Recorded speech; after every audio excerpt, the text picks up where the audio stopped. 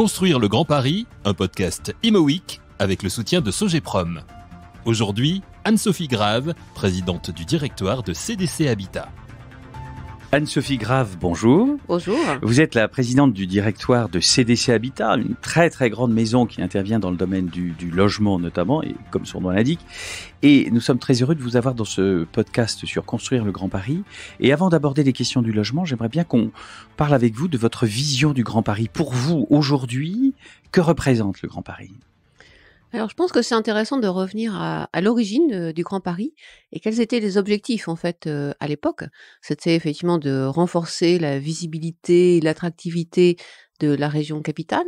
C'était aussi de générer plus d'équilibre, rééquilibrer, en fait, les différents territoires de cette métropole et de renforcer la cohésion sociale et bien sûr d'améliorer le réseau des transports.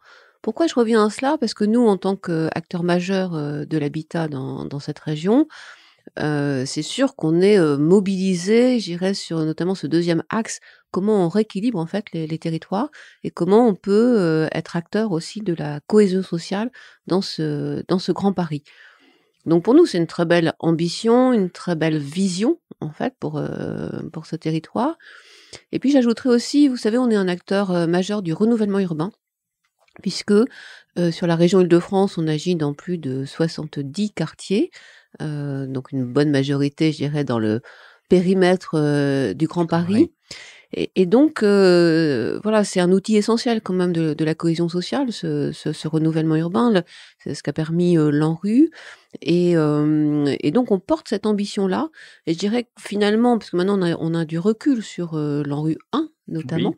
Donc, qu'est-ce qu'on peut se donner, en fait, un peu comme condition de réussite de ces projets de renouvellement urbain? Ça a été beaucoup, pour moi, il y a un peu 2 conditions, en fait, pour que ça marche bien, le renouvellement urbain.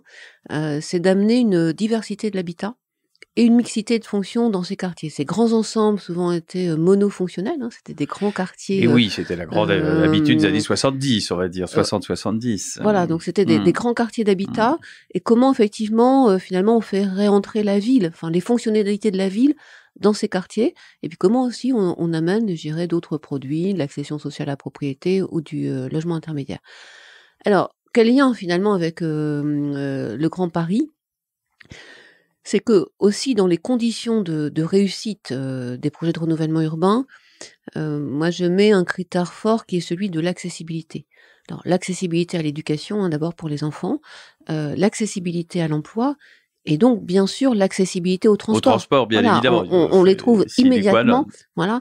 Et quand on sait que ce réseau du Grand Paris Express va desservir 42 quartiers prioritaires de la ville, on voit à quel point, en fait, ce réseau du Grand Paris Express est important pour permettre, en fait, à ces quartiers de s'ouvrir sur le territoire. Voilà, moi, pour avoir agi dans quand même bon nombre de ces quartiers, voilà, que ce soit Clichy-sous-Bois-Montfermeil, Oui, ce qu'on appelle des quartiers Grigny, difficiles, parfois de manière un peu pudique, mais voilà, à quel point, si vous voulez, désenclaver certains de ces quartiers est absolument fondamental. Alors ça avait commencé par les transports en site propre, hein, par exemple, par le tramway qui a pu aussi venir gérer dans ces quartiers, mais avoir effectivement des gares du Grand Paris Express à proximité de ces quartiers, pour moi, c'est complètement essentiel pour le devenir et le renforcement de la cohésion sociale. Donc si je comprends bien, c'est aussi quand même un booster d'une certaine manière pour des projets, pour des programmes, pour cette idée du Grand Paris et cette réalisation concrète, parce que l'idée c'est bien joli, mais on est entré dans une phase très concrète de réalisation, et notamment du Grand Paris Express. C'est pour vous un plus fondamental dans votre action aujourd'hui? Très concrètement, Oui. Oui. parce qu'effectivement, quand on reconfigure un quartier, puisque c'est vrai, alors peut-être qu'on évoquera aussi les questions de démolition qui peuvent être aussi un peu en ce moment C'est remises en aussi un question, sujet. voilà, par rapport notamment, je dirais, à la loi climat, à l'économie circulaire. Mais bon, néanmoins, dans ces quartiers, effectivement, on reconfigure un urbanisme en fait de quartier, une ouverture de ce quartier. Et donc, quand vous avez une gare, j'ai un quartier bien en tête là. Mais dites-le nous, parlez-nous de Par ce quartier. à la Île-et-Rose, quand vous avez une Ouais. gare qui arrive, je dirais, en pied de ce quartier, Eh bien, évidemment, vous êtes obligé de revoir complètement le projet urbain. Vous êtes obligé de revoir complètement l'implantation des commerces de ce quartier, des commerces qui avaient du mal en fait à vivre, hein, un commerce de pied d'immeuble, voilà, qui vivait très difficilement. Et donc, c'est toute une attractivité nouvelle du quartier qu'on va trouver. Grâce effectivement à ce quartier de gare, mais avec aussi une attention assez forte qu'il n'y ait pas de phénomène d'éviction. Et oui, parce que les Mmh. critiques disent souvent, arrivée d'une gare, ça veut dire il va y avoir augmentation des prix et de l'accession, de l'immobilier d'achat. Et donc, est-ce que pour un acteur du logement social comme vous, ça n'est pas un sujet, ça, ce changement, entre guillemets, de valeur de tout ce qui est autour? Alors, ça redonne, enfin, je l'ai Oui. dit, hein, globalement, Et oui, c'est forcément, positif. une Mmh. attractivité. C'est sûr que c'est un accélérateur, finalement, de la transformation urbaine, parce que tout à l'heure, quand je disais, il faut amener de la diversité de l'habitat et de la mixité de fonctions, c'est sûr que quand vous avez une gare du Grand Paris, c'est beaucoup plus facile de faire venir, je dirais, de l'accession privée, de l'accession, alors, sociale aussi, Social à la aussi, bien sûr. propriété, et puis de l'activité. Bon, donc c'est sûr que c'est un accélérateur, et il faut avoir une vigilance pour qu'effectivement, quand je parlais de quartier équilibré, c'est aussi équilibré à permettre à des ménages, voilà, aux ressources plus modestes, de pouvoir aussi vivre dans ces quartiers. Donc ça, c'est notre attention. Et comme on a la chance finalement d'être présent avec, je dirais, un patrimoine assez conséquent en proximité de ces quartiers, ça nous permet effectivement de répondre à cette demande ou à cette exigence, on va dire. Moi, je considère que c'est une exigence, hein, Bien sûr. de diversité de l'habitat. Parce qu'aujourd'hui, on va franchir quelques étapes d'un coup, mais c'est le plaisir d'une conversation interrompue comme ça. Aujourd'hui, CDC Habitat, c'est combien de logements à peu près? Alors, je pense que c'est Île-de-France en général et non pas Grand Paris, mais on n'est pas très loin, donc j'imagine, c'est combien? C'est beaucoup de logements. Bon, au niveau Oui. national, c'est 500 000 logements, Oui. hein, donc on va dire 80% social, 20% intermédiaire, si je fais simple. Mmh. Au niveau de l'Île-de-France, c'est 165 000 logements, voilà. Et puis j'ai quand même regardé avant de venir. Ah, il faut toujours avoir des fiches. Hein. Moi, je suis d'accord. Voilà, dans le Grand Paris, voilà quel était le pourcentage. Mmh. On est à peu près, si vous voulez, un peu plus de 50% de ces 165 000 logements sont dans le périmètre, Dans le périmètre. du Grand Paris. Donc finalement, D'accord. c'est assez équilibré entre effectivement, on va dire le cœur d'agglomération et puis je dirais la plus grande couronne. Très bien. Alors, on a parlé du Grand Paris d'une manière un peu générale, mais évidemment, construire ce Grand Paris du logement pour une structure comme la vôtre, c'est une ambition très forte, on vient de le dire. Aujourd'hui, quel est pour vous est-ce qu'on peut faire un premier bilan de ce qui a été réalisé par vous, par d'autres? Comment est-ce que vous sentez ce Grand Paris du logement aujourd'hui? Est-ce qu'au fond, c'est une réalité? Alors, il est encore en devenir, si on répond de manière voilà. Élégante. Voilà, je pense qu'il est encore en devenir, mais on sent que ça bouge, voilà, que ça bouge bien. Alors, il est quand même réinterrogé par la crise sanitaire. Ça, Comme beaucoup de choses, mais voilà, on évidemment. peut pas, on peut pas oublier effectivement ce qui est en train de se passer aujourd'hui. Et il est réinterrogé justement entre ce cœur d'agglomération et la grande couronne. Tout à l'heure, je parlais effectivement des ambitions initiales du Grand Paris qui étaient le rééquilibrage. Donc c'est vrai, quand on parle rééquilibrage, en réalité, à l'époque, c'était un rééquilibrage entre l'Est et l'Ouest. Et aujourd'hui, il y a un rééquilibrage qui commence, enfin, tout au moins, il y a une petite tendance, voilà, qui commence à émerger, qui est entre le cœur d'agglomération et la grande couronne. Donc, voilà. Donc, pour répondre à votre question, effectivement, aujourd'hui, pour moi, en devenir. Par contre, on voit quand même que, je reviens à ce réseau de transport, il est extrêmement structurant. Oui. Extrêmement structurant, si vous voulez. Et aujourd'hui, il avance. Là aussi, si vous voulez, quand on regarde les choses, bon, il y a beaucoup d'impatience par rapport à ce Grand Paris. Il y a beaucoup d'impatience par rapport, voilà, à la sortie des gares, à l'avancée de ces lignes qui sont très attendues. Il y a pu y avoir des décalages annoncés. Oui, Et à chaque fois, on ressent un peu comme une voilà, frustration, mais bien je sûr. pense que c'est des grands projets, si vous voulez, sur lesquels il faut se projeter à 15-20 ans. Et à 15-20 ans, ça sera fait. Voilà. Et les évidemment, retards, pour les gens qui sont sur place, eux, sont plus impatients, assez logiquement, que ceux qui n'y sont pas. ce qui est normal, mais comme tout grand projet de transformation d'un territoire, c'est comme des visions à long terme qu'il faut porter. C'est ça quand même qui fait les transformations en profondeur, quand après, voilà, quelques années plus tard, voilà, dans 20 ans, on se penchera. Dans 20 ans, nous n'en parlerons. Enfin, moi, je n'en parlerai plus trop, mais d'autres en parleront à notre place. On espère que d'autres en parleront. On espère que d'autres en parleront en se disant, voilà, ça a été une belle réussite. Je reviens, je vais regarder effectivement les différentes lignes. Je vais prendre l'exemple de la ligne 16. Oui. Qui va desservir Sevran, Clichy-sous-Bois, Aulnay, le Blanc-Ménil, parce que je reviens à mes quartiers prioritaires de la ville. Oui. Mais voilà, si vous voulez, le potentiel de transformation que ça peut amener sur ces territoires est juste énorme. Je vais prendre l'exemple aussi de l'établissement public territorial de Terre d'Envol. Oui. Parce que nous sommes présents sur ce territoire, très présents, et puis nous menons Terre d'Envol, aussi... ce sont les communes de ces... c'est celle que je viens de citer. Celle que vous venez de citer. Voilà, auxquelles on peut en ajouter d'autres, voilà, Villepinte, voilà. Mais nous sommes en train de mettre en place un partenariat avec les offices de l'habitat d'Aulnay et de Drancy. Donc on monte une société de coordination, effectivement, pour accompagner en fait ces sociétés dans le développement du territoire sur le PT de Terre d'Envol. Mais quand on regarde cette EPT, si vous voulez, c'est 8 gares du Grand Paris Express qui vont arriver sur le territoire. Oui, ça va vraiment changer la donne. Là, ça va changer la donne. C'est un territoire sur lequel aujourd'hui vous avez une dizaine de ZAC encore, voilà, en développement.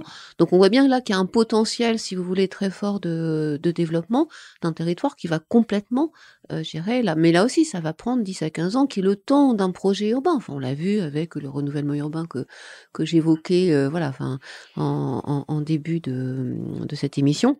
Donc voilà, donc moi en tout cas je suis, alors peut-être par nature optimiste.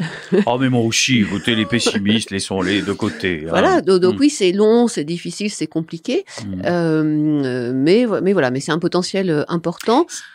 Après, si on prend le sujet de la crise sanitaire, je trouve que c'est aussi intéressant de regarder notamment la question des travailleurs essentiels, puisque il y a une étude récente qui nous a donné quelques clés de lecture sur finalement où travailler et où loger ces travailleurs essentiels.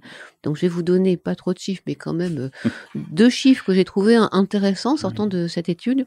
C'est que si on prend Paris et les Hauts-de-Seine, les emplois essentiels qui sont occupés par des non-résidents représentent à peu près 50 à 60%, là où dans les Yvelines, dans le département de l'Essonne ou en Seine-et-Marne, c'est 25%. Oui, c'est beaucoup moins. Voilà. Donc on voit, si vous voulez, que les travailleurs essentiels, effectivement, sont finalement logent assez loin, logent plutôt en grande couronne dans le cœur d'agglomération. Et donc nous, ça c'est une préoccupation aussi importante quand je parlais de rééquilibrage, c'est comment on arrive à rapprocher aussi emploi et logement dans ce territoire du Grand Paris. Donc ça veut dire à la fois effectivement bien sûr par les transports, mais surtout par les logements que vont générer en fait ces gares du Grand Paris. Parce que tout à l'heure, je vous ai peut-être pas répondu de manière tout à fait complète sur ce Grand Paris et notamment sur la dimension habitat. Parce qu'il y avait des ambitions très fortes de production de 70 000 logements dans avec des chiffres. Voilà, des chiffres importants. Oui. Et qui d'ailleurs ont été dépassés sur les premières années. Au début. Au début, voilà. Alors aujourd'hui, on est plutôt dans un creux de vague. Oui. Voilà, c'est toujours le problème avec ces grands projets, c'est qu'au début, tout feu, tout flamme, et puis après, c'est un petit peu difficile d'entretenir la flamme, peut-être. Voilà, donc aujourd'hui, on est un peu dans un creux de vague qui est lié, je dirais, à un contexte, notamment sur lequel on reviendra peut-être. Voilà, sur à la fois la crise sanitaire, la loi Climat qui fait voilà se réinterroger sur un certain nombre de questions sur les modes d'habiter ou les modes de production. Mais néanmoins, si vous voulez, la dynamique, moi je pense qu'elle va repartir parce que on le souhaite. On le souhaite, on le souhaite tous, et il y a une réalité de terrain à un moment donné. Construire le Grand Paris, un podcast Imo Week avec le soutien de Sogeprom. Aujourd'hui, Anne-Sophie Grave, présidente du directoire de CDC Habitat. Est-ce qu'il n'y a pas aussi, c'est toujours une question qui revient, et on voit bien que le rapport Rebsamen, dont on a eu connaissance il y a quelques jours, notait cela, cette espèce de longueur quand même. Vous disiez sur des sujets à 10 ans, 15 ans. Oui, c'est vrai qu'en France, on a quand même un petit peu tendance sur des grands sujets d'urbanisme, ou petits d'ailleurs, à se dire, mais qu'est-ce que c'est long? Qu'est-ce que la prise de décision est longue? Qu'est-ce que l'obtention du permis de construire est compliqué? Est-ce que les procédures ne sont quand même pas trop lourdes? Et est-ce que vous, qui vivez cela au quotidien sur beaucoup de sujets, ne trouvez pas que c'est un peu quand même difficile souvent? Alors, il y a 2 échelles. Mmh. Il y a l'échelle, effectivement, liée à ce qu'on évoquait, le Grand Paris, le réseau du Grand Paris Express. Effectivement, on est sur un temps long, je dirais. Ça, on le savait d'origine, d'ailleurs. De l'aménagement, parce qu'on est sur une échelle de l'aménagement du territoire. Et puis, il y a une échelle, effectivement, plus micro, qui est quand même une échelle à l'échelle de la ville, de la commune, où effectivement, où là émergent les projets de construction nouvelles, ou de recyclage aussi de bâtiments existants, puisque je pense même sujet aussi. On aura, je dirais, de plus en plus aussi cette problématique à intégrer. Et en fait, voilà, c'est ce que vous évoquiez, là où les délais paraissent très longs. Sur l'acte de construire, et donc on est quand même plus à une échelle micro, je dirais, de la ville. Oui, c'est vrai qu'aujourd'hui c'est long, c'est compliqué. Moi, je dis chaque opération c'est une petite bataille à remporter. Voilà, il faut de la ténacité, de la force de conviction. Donc voilà, pour, je dirais, bien évidemment, on mène ces projets en partenariat avec les élus et les collectivités. Qui eux-mêmes ont à convaincre, je dirais, leurs habitants, les riverains. C'est vrai qu'aujourd'hui, on est confronté à un temps qui est un peu compliqué, parce que on voit bien qu'avec la loi climat, les objectifs de non-artificialisation des sols devraient amener à faire davantage de densité à un moment où, effectivement, il y a un rejet de la densité en question. Et qui parfois est un faux débat, parce que je vais vous prendre l'exemple des grands ensembles. Alors, les grands ensembles, aujourd'hui, tout le monde pense que c'est très dense.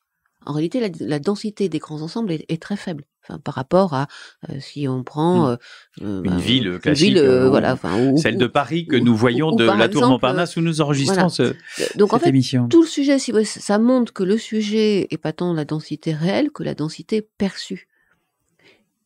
Voilà, parce que c'est et elle n'est pas toujours objectivée en fait cette densité. Mais ce qui est important effectivement, et quand on parle de la densité perçue, ça veut dire qu'en fait c'est la qualité urbaine du quartier dans lequel on vit finalement qui est primordiale. Et donc ce débat de la densité, il faut peut-être le faire évoluer si vous voulez vers finalement qu'est-ce qu'on attend dans son environnement de proximité. Mais les Français adorent les débats intellectuels un peu complexes qui complexifient encore une situation qui l'est déjà à la base. C'est un grand sujet très français. Parce qu'aujourd'hui, par exemple, chez CDC Habitat, alors je ne sais pas si vous avez des chiffres moyens, mais pour conduire une opération, je ne parle pas d'une immense opération, mais d'une opération de construction d'un immeuble de logement de type classique, entre guillemets, combien de temps vous donnez, entre guillemets, pour que ça se passe entre le moment où on décide, où on se dit on pourrait faire, ou plutôt on projette, et puis ensuite le moment où vraiment on inaugure, on est heureux et c'est construit. Grosso modo, c'est combien d'années ça ? Alors, si on est très optimiste et que tout se passe bien, et formidablement bien, comme vous dites, je dirais ça sera 3 ans. Ah oui, là c'est bingo, là. Voilà. Dans la vraie vie. Oui, dans la réalité. C'est plutôt 5 ans. C'est ça, c'est plutôt 5 ans. Donc effectivement, c'est très long entre le moment effectivement où on se met d'accord avec une collectivité sur une programmation, un type de projet. Donc là, on est bien avant le dépôt d'un permis de construire. Et le moment effectivement où notre locataire va pouvoir entrer dans les lieux, eh bien oui, c'est, je dirais, de 3 à 5 ans en fait le délai. Donc c'est très long puisque vous avez effectivement l'instruction du permis de construire qui peut prendre un certain temps. Vous avez les délais de recours. Donc vous pouvez avoir effectivement des recours des tiers. Ensuite, vous avez la phase. Alors là, une fois que le permis est obtenu, le permis est purgé des recours, tout va bien. Voilà, théoriquement, on va pouvoir démarrer. Et donc là, vous avez les délais aussi, je dirais, d'appel d'offres, choix des entreprises, qui en ce moment est un sujet peu complexe aussi, un peu compliqué. Voilà, avec la hausse, à la fois les difficultés d'approvisionnement en matériaux et la hausse effectivement des coûts des matériaux. Donc aujourd'hui, c'est un sujet compliqué, donc qui rallonge forcément les délais d'appel d'offres pour trouver effectivement là où les entreprises, voilà, qui seront en capacité de construire. Donc oui, aujourd'hui, et pour nos concitoyens, ça paraît toujours extrêmement surprenant ces délais, enfin, comme vous le disiez. Oui, ce que je peux comprendre aussi, puisque en général, en plus, nous peut-être les journalistes, on est un peu responsables de ça, c'est-à-dire on a tendance à parler d'une information quand un projet est en cours, on parle de l'information, et donc le citoyen, la personne reçoit cette information et elle se dit bon ben voilà, il y a un projet qui va commencer, c'est formidable. Mais enfin, quand il faut attendre 5 ans pour que ça arrive vraiment, c'est assez long pour toute personne qui regarde cette histoire-là, hein, de l'extérieur, on va dire. Mais vous savez qu'on sait aussi faire complètement différemment. Alors dites-moi, comment peut-on faire différemment? Eh bien, quand on a en fait un impératif de livraison à une bonne date, comme c'est le cas pour les Jeux Olympiques, quand il faut livrer un village des Curieusement, quand il faut livrer un village des athlètes, je dirais au mois de décembre 2023, à la Solidéo, eh bien là, oui, on trouve les solutions législatives, on invente des permis à double détente, voilà, qui serviront à la fois pour la phase du logement des athlètes et puis pour la phase du logement familial ensuite. Tout le monde se mobilise, enfin, voilà, maître d'ouvrage, entreprise, État, et on y arrive. et là, curieusement, on y arrive. C'est-à-dire Voilà, que, et on y arrive. voilà. Aujourd'hui, si on prend l'exemple des JO, les PC ont été obtenus, les terrains sont achetés et les travaux ont commencé cet été.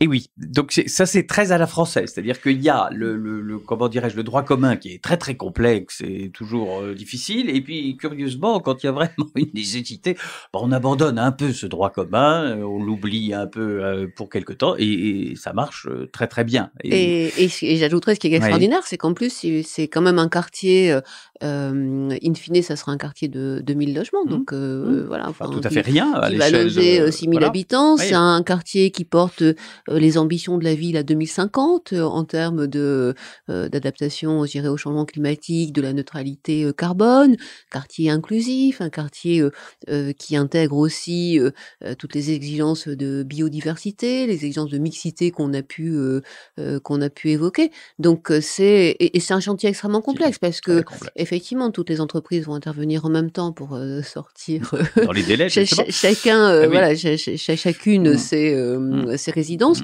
Donc ça montre qu'on peut le faire. Oui, mais est-ce que ça n'est pas ce défaut français, et qui là n'est pas valable que dans le domaine du logement, etc., mais tant qu'il n'y a pas de la part de l'État une volonté très forte, très profonde, très affirmée, c'est dur. Et curieusement, quand on voit que quand l'État, et peut-être même le chef de l'État, tape du poing sur la table en disant « mes enfants, il faut que ça soit fini pour telle date », et là, tout d'un coup, tout se passe comme par miracle. Est-ce que c'est pas assez fréquent, ça? Vous l'avez peut-être vécu dans d'autres fonctions. Alors, en tout cas, si on reste sur nos sujets, oui, restons-y. Voilà, du Grand Paris et des grands projets, parce qu'on a eu aussi Inventons la métropole du Grand Paris. Tout à fait. Donc nous avons eu le bonheur d'être lauréats sur certains projets. On peut être aussi sur des projets assez complexes. Je pense à un projet à Thiers-Orly, où là aussi il y a une gare de la ligne 14 qui va arriver, plus une gare TGV. Donc c'est des terrains à proximité, en fait. C'est des anciens entrepôts de logistique près de Rungis. Et donc là, on est sur des problématiques de propriété foncière très compliquées. Donc effectivement, on a besoin de l'État pour pouvoir avancer. Mais tout est beaucoup plus compliqué parce que en fait, il n'y a pas un impératif de délai. Théoriquement, il y en a un, parce que tout ça est quand même fait. Là aussi, c'est un quartier, si vous voulez, où à terme, on devrait construire 3 000 logements sur ce quartier. Donc, on est avec voilà des promoteurs, Link City, Bouygues, Sogeprom. Donc, voilà, c'est une très grosse opération. Il y a aussi un équipement sur, vous savez, l'e-sport, donc un équipement métropolitain numérique, en fait, sur le sport. Bon, voilà, des hôtels, des résidences étudiants, enfin, voilà, une belle diversité. Mais Voilà, aujourd'hui, tout est plus long, plus compliqué et donc les délais s'ajoutent, aux délais. Donc on finira par le faire, par y arriver et cetera. Mais je pense qu'on va mettre 3-4 ans de De plus plus que que prévu. ouais, exactement et si je fais une comparaison effectivement par rapport, aux JO. Donc oui, on se dit que c'est possible, mais comme vous dites, aujourd'hui, on a quand même, beaucoup de délais, administratifs Long. et quand il y a beaucoup de parties prenantes autour de la table, ça reste quand même, je dirais Complexe. très Très complexe. très Ouais. compliqué, très compliqué. On n'a pas parlé, enfin, on les a évoqués, mais les élus locaux sont des intervenants essentiels de ce sujet, parce que s'ils ne veulent pas, c'est compliqué, et même s'ils veulent, c'est compliqué aussi. Comment ça se passe, le rapport avec les maires des villes du Grand Paris? Alors On peut pas faire de généralité, évidemment, mais non, parce que c'est vrai que c'est autant de bien sûr, territoires et c'est et ce qui fait autant de... d'ailleurs Bien sûr, l'intérêt de notre métier, c'est qu'il faut trouver, je dirais, la bonne solution bien adaptée sûr. au territoire et la problématique du territoire. Non, le dialogue est, je dirais, ouvert, parce que un maire alors on a eu ce que je devrais dire plutôt, si vous voulez, c'est qu'il y a eu une évolution quand même forte, après les dernières élections municipales. Qu'il y avait un Autant gros blocage avant, on va dire, quand même, hein. On sentait bien que... alors bon, traditionnellement, Oui, on sait c'est bien assez que, oui. voilà, une année d'élection municipale n'est pas une Oui, année où on lance les oui, projets, non. c'est plutôt après. Après, Mais justement, moi, ce qui m'intéresse, c'est plutôt après, ce qui s'est Mhm. passé après les élections municipales, puisque traditionnellement, on a toujours, c'est normal, une nouvelle équipe qui arrive, revisite un projet qui avait été initié précédemment, on rediscute et puis on trouve les bonnes solutions pour, je dirais, intégrer les objectifs de la nouvelle équipe municipale et puis de pouvoir redémarrer le projet. Là, ce qu'on a vu, si vous voulez, c'est quand même des arrêts de certains projets, ou une manière de revisiter le projet de manière tellement radicale, oui, que le que projet pouvait plus sortir parce qu'il trouvait plus son son son équilibre, équilibre, quoi. bien sûr. Donc ça a été quand même Mhm. très nouveau. Alors Mhm. moi, je l'interprète, C'est dur en même temps pour les élus, parce qu'ils sont confrontés aux citoyens qui ne sont pas fanatiques de la construction d'une manière générale, dans à peu près toutes les villes, je pense. Hein. Non, alors quelle est votre analyse de ce revirement? oui, alors moi je l'interprète, si vous voulez, Oui. parce que je l'interprète par rapport au contexte dans lequel on vit aujourd'hui. Donc effectivement, après la crise sanitaire, les élus légitimement se sont quand même réinterrogés sur, bah oui, c'est quoi un projet d'habitat demain? Comment j'intègre les dimensions de nature en ville? Finalement, qu'attendent mes habitants en termes de conception de bâtiments demain? Donc je dirais cette réflexion-là, forcément, elle prend un peu de temps, et je pense que les élus ont souhaité prendre ce temps. Et puis là-dessus est arrivée la loi climat, hein, dont les finalités, je dirais, sont tout à fait partagées. Oui, bien sûr, Mais néanmoins, voilà, qui introduit des éléments nouveaux dans la réflexion des élus et la nôtre. Hein, on partage ça avec les élus, qui est de dire ce que j'évoquais tout à l'heure. Bon, comment on prend en compte cette non-artificialisation des sols. avec une forme de contradiction, densité, pas densité. Voilà, Donc, qu'on évoquait voilà. tout à l'heure. Et puis pour les élus aussi, je pense, c'est des sujets aussi que nous intégrons fortement. C'est un nouveau lien qui se fait entre santé et habitat, santé, logement.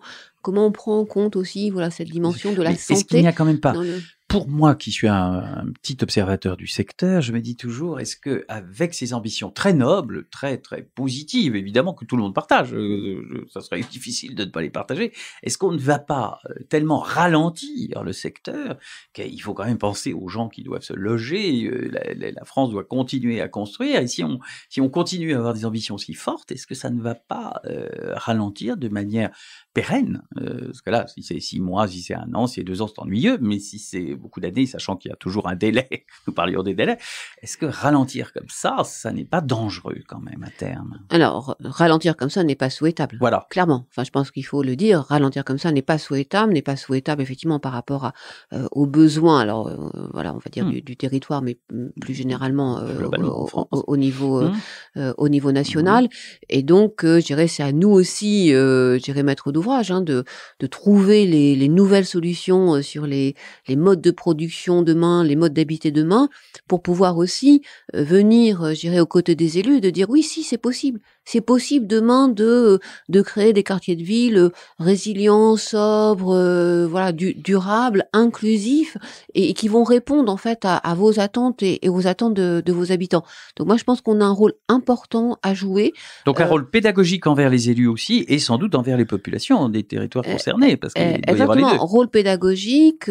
Je pense qu'il faut aussi qu'on accélère aussi tout ce qui peut être innovation sur justement c'est quoi les attentes. Alors bon, c'est bien plus d'espace extérieur. Après les confinements, il y a une forte attente là-dessus. Oui. Et puis aussi le logement qui aujourd'hui n'est pas qu'un lieu. Peut-être un peu moins de parking. Alors moins de parking, mais encore que ça dépend si vous voulez où on se situe. Bon, effectivement, dans le Grand Paris, dans des milieux triurbains, le moins de parking, ça peut fonctionner. Oui. Il y a des endroits où ça fonctionne quand même un peu moins. Voilà. Donc, si on est plus loin des donc c'est là, il faut vraiment s'adapter au territoire. Et puis on voit bien aussi qu'il y a la question du télétravail. Le logement aujourd'hui, c'est un lieu aussi. Évidemment, c'est un lieu où on habite, on vit. Mais voilà, il y a plusieurs usages en fait dans une journée. Et puis comment on intègre cette dimension, télétravail, ou comment on l'intègre via des tiers lieux. Donc ça, c'est quand même une réflexion nouvelle sur laquelle nous on doit apporter des solutions aux élus. Et puis sur les modes de production, comment on intègre la stratégie bas carbone, comment on intègre le recyclage de bâtiments anciens, la reconversion des friches. Aujourd'hui, le gouvernement accompagne fortement la reconversion des friches. Parlons de cette reconversion qui est même un sujet très très intéressant parce qu'on se dit que dans l'immobilier, au fond, c'est une chose auquel on n'avait jamais vraiment pensé. Le recyclage de l'immobilier, on détruisait, schlaf, et puis on reconstruisait dessus. Et aujourd'hui, on comprend bien qu'il faut faire de façon différente. Mais est-ce que c'est pas là aussi un sujet de complexité? C'est peut-être un peu plus compliqué. La solution de tout détruire était peut-être plus facile que celle de recycler, non? Alors, facile au sens technique, j'entends peut-être. On y pensait, oui. Mais on ne le faisait pas. Oui, et on ne le faisait pas pour les raisons que vous évoquez. Oui. Parce qu'effectivement, c'est beaucoup plus cher. Oui. C'est plus compliqué, c'est plus cher. Effectivement, pour faire des logements de qualité, c'est pas toujours non plus, enfin selon la configuration des bâtiments à recycler, ça s'y prête plus ou moins. Aujourd'hui, on parle beaucoup de transformation de bureaux-logements. Et si je reviens toujours au périmètre du Grand Paris, on voit bien qu'on est dans un périmètre où cette question-là se pose. Nous, on voit qu'on est beaucoup plus sollicité en fait par des propriétaires de bureaux sur cette question, qui nous demandent, qui nous interrogent sur comment on peut venir reconfigurer ces bureaux. Vous y croyez en ça logement. Par exemple, on a des débats souvent passionnés avec des grands professionnels du secteur, certains nous disant mais oui c'est possible, on peut le faire, et d'autres qui nous disent c'est de la poudre de perlimpinpin, on en fera très peu, c'est trop compliqué, on n'y arrivera pas. Quelle est votre position? Alors moi j'ai une position assez pragmatique. Ça ne m'étonne pas trop. La question, c'est que en fait ça dépend complètement, je dirais, de la configuration du bâtiment. Si vous avez, un bâtiment de bureau avec une trame très épaisse, vous n'arriverez pas à faire du logement de qualité. Voilà, donc c'est vraiment, si vous voulez, il y a des immeubles de bureaux où c'est possible, et il y en a où c'est pas possible. Donc ce qui veut dire, pour répondre un peu à votre deuxième question, que pour moi c'est plutôt une production complémentaire. Ça va pas faire une production massive de logements. Mais après, on aurait bien tort de s'en priver là où c'est possible, parce que c'est aujourd'hui des bâtiments existants. Effectivement, c'est vertueux d'un point de vue du plan climat sur le recyclage d'un bâti existant. C'est vrai que pour les riverains, pour les collectivités, c'est peut-être plus facile aussi dans l'acceptabilité, parce que le bâtiment existe. Le bâtiment est là. Donc voilà, donc ça a beaucoup de vertus. Bon, il reste la question du coût. Ça, c'est effectivement aujourd'hui... Qui n'est pas tout à fait neutre et pas tout à fait réglée. Voilà, cette question-là est loin d'être réglée. Donc, sur des actifs, j'aurais dire très bien placés, on peut trouver des équilibres. C'est quand même... Voilà, donc c'est pas... c'est une solution complémentaire, je dirais, aux différents modes de production. Vous avez aussi la reconversion, tout à l'heure on parlait des friches, la reconversion des centres commerciaux aussi. Construire le Grand Paris, un podcast Imo Week avec le soutien de Sogeprom. Aujourd'hui, Anne-Sophie Grave, présidente du directoire de CDC Habitat. Comment est-ce qu'on réfléchit dans une grande maison comme CDC Habitat? Est-ce qu'on crée des groupes de travail? Est-ce qu'on réfléchit avec des architectes? Est-ce qu'on voit des sociologues? Comment est-ce qu'on peut réfléchir collectivement à ces genres d'enjeux? Alors nous, on aime bien réfléchir à partir d'exemples concrets, si vous voulez. C'est mieux, je pense. Parce qu'effectivement, on a toutes ces tendances que vous évoquez, mais après, c'est vraiment des exemples très concrets qui nous permettent d'affiner la doctrine, si vous voulez, en se disant finalement qu'est-ce qu'il faut pour pouvoir arriver à reconvertir du bureau en logement, et après arriver à dire assez vite, bah là c'est possible, là c'est pas possible, quand on est sollicité, donc se faire une doctrine. Pareil sur les centres commerciaux, bon c'est quand même encore très émergent ce sujet-là. Donc parce que du bureau par exemple, recycler un logement, vous avez des chiffres par exemple, c'est des choses alors, qui sont encore... on en a fait déjà, on en a déjà fait, mais donc quelques exemples dans Paris, Paris, logiquement. on en a déjà fait. Aujourd'hui, on étudie. Voilà, on a plutôt à l'étude un certain nombre de projets. On est plutôt vraiment première couronne, voilà, sur et qui peuvent, c'est des projets dont on pense qu'ils peuvent aboutir. Et sur les centres commerciaux, là, on est vraiment très en amont. Donc, on est plutôt, si vous voulez, avec des discussions en fait avec des propriétaires de ces centres commerciaux qui, eux, réfléchissent à la conversion. Et donc là, on est un peu dans ce que vous disiez, c'est-à-dire urbaniste, sociologue, comment on peut reconstruire un quartier de ville. Et puis, bien sûr, au premier rang, la collectivité, ce qui est toujours l'acteur principal dans les projets urbains. C'est lui qui décide. Venons-en, on en a déjà beaucoup parlé, mais j'aimerais que là, on se focalise sur l'action de CDC Habitat aujourd'hui dans le Grand Paris. Alors, on a vu la masse de logements que ça représente, pas tout à fait rien. Donc, vous êtes peut-être le plus gros propriétaire d'Île-de-France ou du Grand Paris, Anne-Sophie Grave. Enfin, pas à titre personnel, mais CDC Habitat, à mon avis, c'est le numéro 1, non ? Alors, on va dire, on est clairement un acteur majeur, quoi. Voilà, allez, soyons modestes, mais pas trop. Quels sont les projets qui vous paraissent les plus intéressants dans ce cadre du Grand Paris que vous menez actuellement chez CDC Habitat ? Alors, je vais peut-être aussi donner, parce qu'effectivement, là, on a parlé du parc existant. C'est peut-être intéressant aussi de donner quelques éléments sur la production nouvelle. Tout à fait. Puisque aujourd'hui, donc, on est quand même un acteur très important en termes de relance, notamment. Bien sûr. Tout à l'heure, on a parlé là du creux de vague sur la production de logements. On compte beaucoup sur CDC Habitat pour que le creux de vague soit moins creux. Voilà, donc je voudrais quand même vous donner, pour situer un peu la production et vous donner quelques chiffres. Donc aujourd'hui, on est sur un rythme de production, là, sur les 2 années qui vont venir, de l'ordre de 6 à 7 000 logements par an. Je voudrais surtout souligner que c'est le double par rapport à 2018. Donc on a eu Ce qui n'est pas rien. Ce qui n'est pas rien. Et on a commencé en fait à doubler cette production à partir de 2020. Donc ça peut paraître paradoxal, en pleine crise, mais parce que, comme vous le savez, on avait lancé un plan de relance important auprès notamment de la promotion immobilière pour venir acquérir des logements un peu de manière massive, je dirais, en VFA.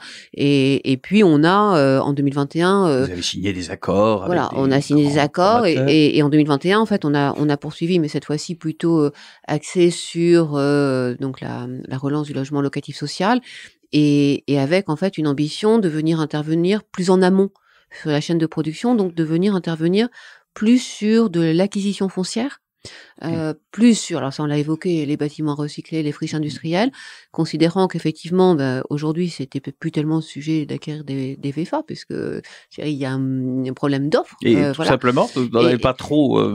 Exactement. Et comment CDC Habitat pouvait se positionner aux côtés des collectivités en fait pour faire émerger ces projets qui parfois effectivement sont sur un temps qu'on a évoqué de réflexion encore un peu long quand les projets sont pas complètement matures, et donc de jouer un rôle en fait sur du portage foncier, et puis aussi portage de bâtiments recyclés.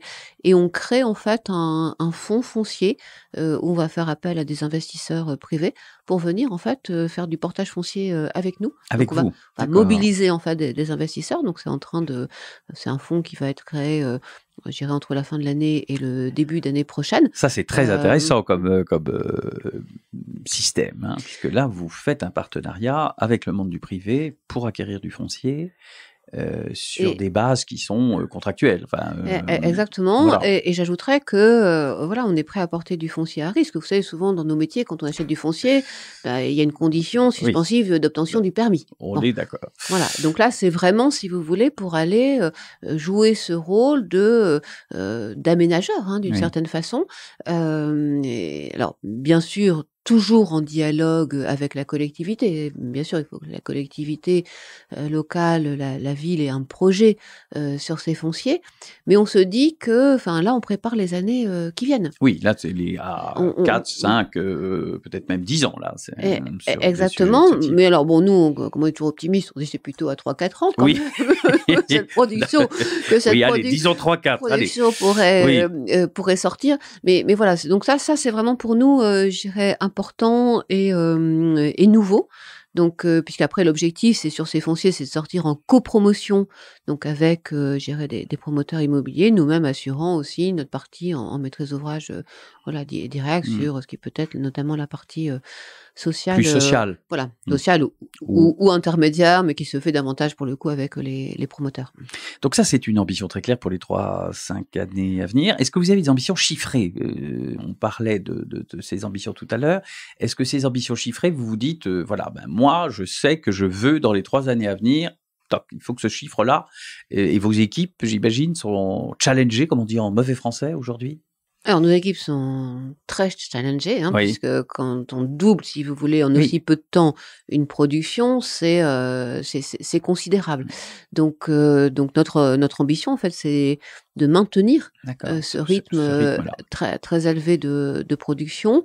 Et puis, dans notre production, je soulignerai aussi qu'il y a une diversité peut-être plus forte que par le passé de cette production, puisque on est un peu à 60%, 40% entre l'intermédiaire et puis le locatif social.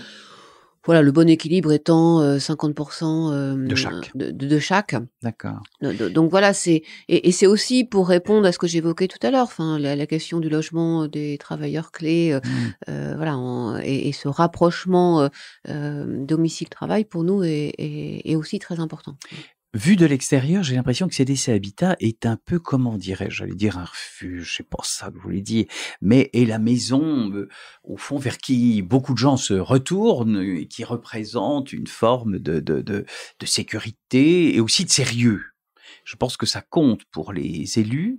Est-ce que vous le percevez comme ça, ou de l'intérieur? C'est quand même la grande maison, on va dire, aujourd'hui du logement, non?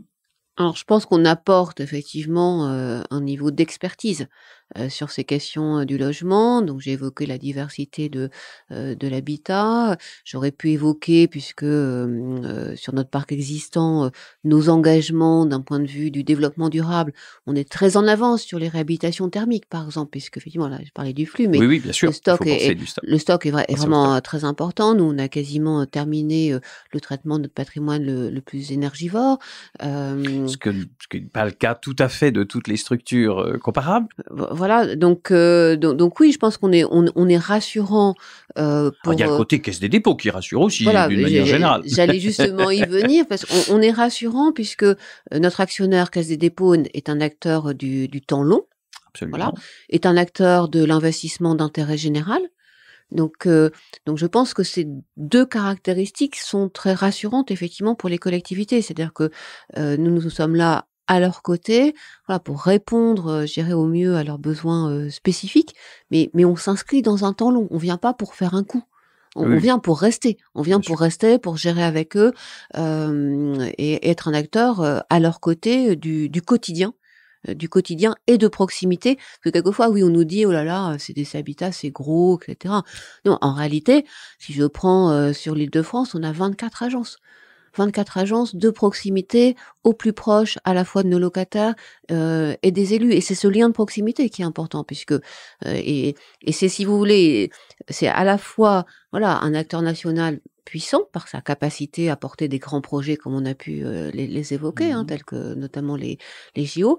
Et puis, c'est un acteur de proximité, de lien social avec nos gardiens d'immeubles, voilà, au quotidien de la vie de nos locataires et donc des habitants et des collectivités. Je pense que c'est ça qui fait notre force, si vous voulez, et qui est très rassurant pour les élus. Oui, et évidemment, le volume créé, on voit en Allemagne, par exemple, qu'une grande foncière de logements acquis la deuxième, c'est une chose assez récente, ça a été non sans difficulté. Est-ce qu'au fond, CDC Habitat, c'est pas un peu ça, c'est pas ce modèle-là appliqué à la France de manière différente, avec des actionnaires différents?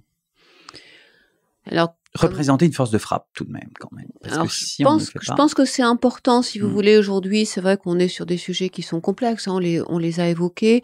Et effectivement, pour développer un certain niveau d'expertise, la taille permet de développer ce niveau d'expertise. On a pu l'évoquer sur toutes les questions environnementales, loi climat, sociologiques. Donc, c'est sur les modes de production, stratégie bas carbone, comment on intègre tout ça. Donc ça, effectivement, la taille permet d'avoir cette expertise.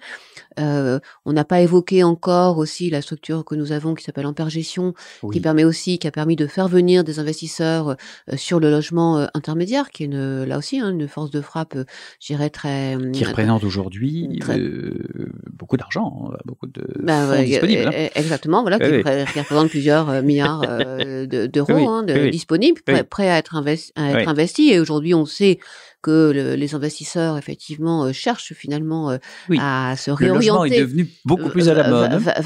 Vers le résidentiel. Et vous savez qu'aujourd'hui, justement, dans le cadre de notre plan de relance, voilà, on met sur le marché un fonds très, très important de 8000 logements en résidentiel. Donc, alors c'est sur le territoire national, mais je dirais plus de 50% là aussi de ces logements vont quand même se retrouver, je dirais, dans le Grand Paris ou en Île-de-France. En Île-de-France, donc dans ces 8000 logements, il y aura à la fois 4000 qui sont déjà existants et puis 4000 qui sont, je dirais, en cours de production. Donc oui, c'est une force de frappe importante.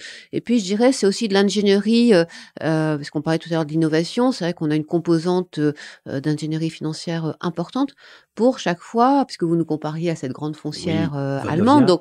Donc évidemment, nous on s'adapte au territoire national et puis au territoire des collectivités, mais c'est quand même comment on arrive à trouver les bonnes solutions de financement quand on sait que l'argent public dans le logement est plus compliqué, plus rare, et que néanmoins il faut résoudre ce paradoxe et produire plus avec moins de moyens.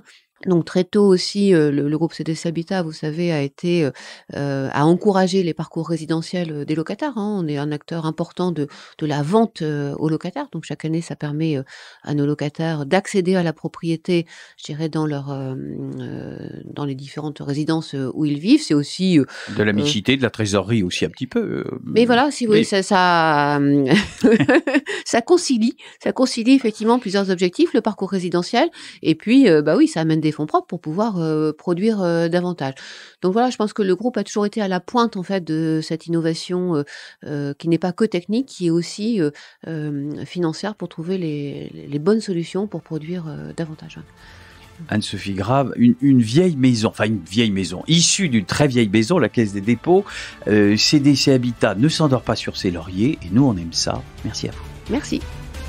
Construire le Grand Paris, un podcast Imo Week avec le soutien de Sogeprom.